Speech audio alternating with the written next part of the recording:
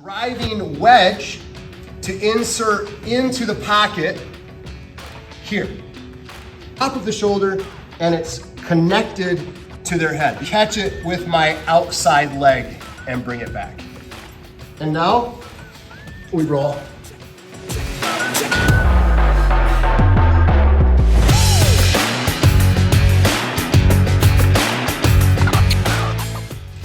So today we're gonna look at some variations on how to attack the turtle position. Breadcrumb trail of how to get there is this is normally a desperate last-ditch resort for an untrained jiu-jitsu person who feels like they're losing and they turtle up. They're guarding their head, they feel like they're getting beat. A jiu-jitsu player, on the other hand, might turtle as a strategic way to re-guard. So this doesn't necessarily translate completely from street to jiu-jitsu, okay? But this attack is, it's a highly effective attack. I like it because I don't really feel like I have to necessarily give up my dominant position in order to finish this attack. And we're gonna try to at least do 2, maybe 3. But we'll start with the most traditional. When we find that our opponent is in turtle position, we have to be able to break those limbs open in order to attack them. And one way to do that, which is not the right way, it completely throws out leverage and technique, is to just grab the arm, telegraph what we're trying to do, and start yanking at it, right?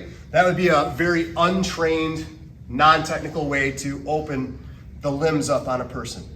A much more strategic and leverage-based technique would be to come in hip on hip and then use the close side leg as a driving wedge to insert into the pocket here. Now, I'm not talking about what we're doing with our upper hands yet. I'm just focusing on how to open this first limb. When this knee comes in, it works in concert with an over-under seat belt. It could be a C grip, it could be a gable grip, but this top arm comes over the shoulder on the same side of the arm that we're trying to open up from the turtle position. So we might find ourselves in this position here. A word of caution, Marcelo Garcia has got an awesome point on this. He's working with Bernardo on this. But he's been whacked in the head in competitions pretty hard by getting his head up off the opponent, and then the opponent tucks his arm and rolls the shoulder. Some of you maybe have felt this before in a roll. And when you're not ready, you could plant your head on the mat, like getting punched in the head. Worse than that would be a diver's injury, which is a neck injury because you had your head up, planted your forehead, and they continued to roll, which makes you roll over your neck. That could be lethal, if not injurious. So when we get into this position here and I have this hold, I like to actually grab this arm with a monkey grip, but then also my wrist. And then I want to keep my head tucked close and kind of right into the nestling part of their head. Part of this is so that you know that they have to hit their head on the mat in order to hit your head on the mat. In other words, my head's not over the shoulder where it's going to hit first.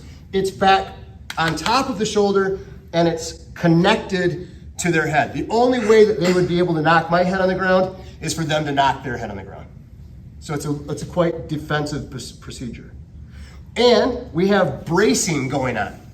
Because my head is here, my chest is here, I have splinted my neck, thereby protecting it from unnecessary injury on the roll, okay? So just a kind of a safety note there. But from this position here, getting our focus back on this, my goal is to open this arm to catch it with my outside leg and bring it back. And that's what we're gonna work on in this first step of this setup right here. Not even gonna worry about what we're gonna do with this quite yet. So one more time. You find that your opponent has turtled up. They're playing super tight.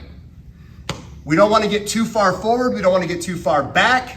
So we're right here, hip to hip. That's a pretty good place. Even if his elbow is tight and his head is tucked, there's still a triangle. There's still a window in almost every situation. And that window is where I'm going to drive this knee and post with my outside foot with my hand here so that I can drive it into that spot to the mat. Then I shoot my top arm under, grab the far side with a monkey grip, grab my own wrist, and set up for this back take. Once I have this knee in, I bring the over-under seat belt, monkey grip the far arm, grab my own wristwatch with a monkey grip, bam. I go face towards his back. The goal is to stay back here so it's hard for him to roll, and even if he does roll, you know, it's not gonna be that bad on my neck if I really screw up. A question came in, what if I don't get my foot hooked on this before he starts to roll? Remember, we could just let go. You can still disengage, right? So the only time we wouldn't be able to disengage is if he brought this arm over and trapped my elbow. So over that, oh, yes. And then he grabs it and tucks it in. Now he's trapped me. Have this here, but make sure we're controlling this arm. Now try to grab it. Stuck. And if I grab my wristwatch, you know, now you really can't move it. So now I'm going to use my inside leg to splay this open, come in here, and catch that. Head goes down here. Once I have this arm tucked behind, I can trade off with the close side leg here. And now we roll. I can trap this here. I still can hold here, even if it's just a holding pattern. What I love about this is that this is a one-hand hold for the most part, which allows me to transition from this kind of this wrist hold to a one-arm choke, where I reach up underneath and I grab his trap. The move that finishes this is called a short choke, is actually my forearm coming in on his carotid. If you need to move around to see this. I mean, obviously I like to get it as deep as I can, but sometimes I can't. I went from here and he's trying to tuck his chin, so I just had to grab it here. To use this trap as leverage, all I have to do is kind of like reverse motorcycle the hand, and you get the tap. It's a little bit of pressure on the trach and a whole lot of pressure on his carotid artery here. We don't do well with 50% circulation to the brain. So even if you have one side that's okay, this side is still gonna be in trouble, and there's a lot of pressure here. And all I'm doing is using this hand as a fulcrum to finish. We also have the idea here that if I can catch this and elevate my leg, my hips, we can get a tap there. So this elbow lock is the same as if we're doing an arm bar, we're just inverted. Instead of my head being that way, my head's this way, but my pelvis is still in virtually the same spot. So as long as I can use my ankles, I almost have like a little X guard here. You can do it a couple different ways. You could do it this way, you can do it this way, but we want to be able to trap that wrist, try to get that wrist out of there. Now remember, at the same time, we still have this attack going on.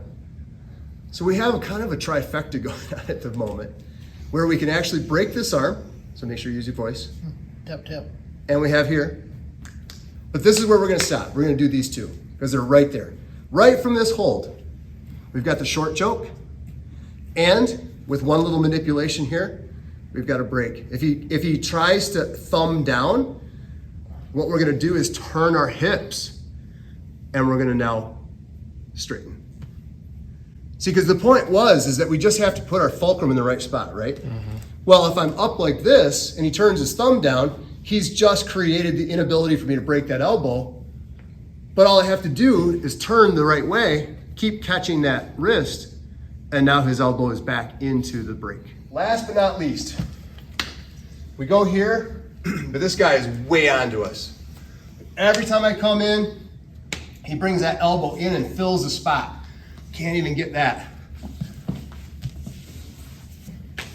Just do the obvious. If they're so tight and so narrow, because they're so against us putting that knee in, chances are they're not going to be wide and balanced. Push them over and take side control. Question, Coach. Yes. Besides, so for the guy in turtle, besides grabbing that arm, is there any other defense against this? What would you be doing if you were? If I was in turtle? Yeah. So, first of all, turtle should be transitionary, right? Actually, Shane and I were just talking about this. Like, we have to have these classes because when's the last time somebody turtled for you in class? Which is brilliant. Well done. Because turtle should be actually a strategic regarding transitory position. If we're turtling, so much has gone wrong, right? If you're in turtle and you're stuck in turtle and you're just here defending, it is not going to go well against a better jiu-jitsu player. They're going to exploit you. Besides Mike George, he likes to use turtle as a bait. Yes, he does. So there you go. He is using turtle to pull you in to his game, but not defensive. I think really the only time you're going to find somebody is if they are brand new and don't know what they're doing. But the biggest reason a person would turtle is because you're smacking them, and they're just frantic. They don't know what else to do. They're just trying to like turtle up in the fetal position. Really, you could look at it that way as a synonym. It's the fetal, like I'm in a mess position. You can always roll back to side control. Bingo. So if I'm here, not side control as much as you would like to roll into full guard, actually. Ideally. So go ahead. You're doing this. That's what my turtle should do. Is suck him into pressure, and before he can even start isolating a limb, go ahead and do it again. I'm able to go into an inverted game and start playing.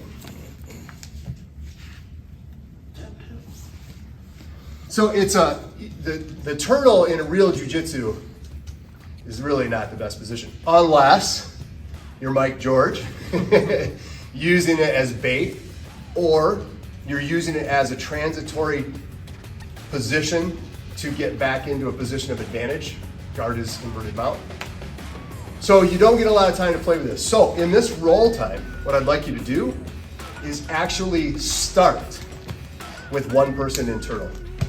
Then on go, it's anybody's game. Then you can do whatever you want from there. Sound good? All right, let's do it.